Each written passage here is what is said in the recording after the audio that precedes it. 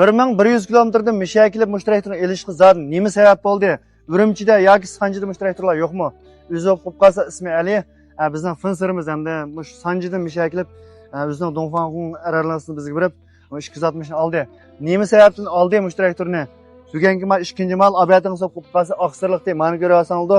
Ma xatni urakimiz ma qarsirliq. Shunga yolg'onchilik qilmasin. Bir traktorni ishkiramiz setibdi. Birini setib, ikkinchini sotdim debdi deb yolg'onchilik qilmasin deb ayrim qilib mush Alining bir ta'siratini olama bag'aylar. Traktorni boshda Yusufjonning do'yinsida ko'rdik. Ko'rgandan keyin 10 jan 21 ga traktorni ko'rib ketgan. Ketgandan keyin bu traktor rasmiy bizga yardi.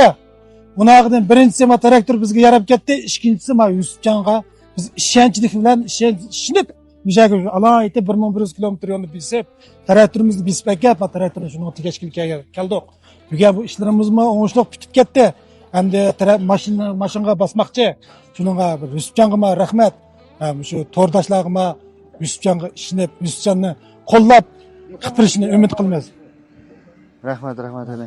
Endi bu traktorlar Sanjidami va Urumchida bu bo'lmasin, buningdek nurg'un markalı traktorlar bor. Endi o'sha yerda misha keldingiz, ishinib keldingiz. Men sizning ishonchingizni qat'iy yerda qo'ymayman.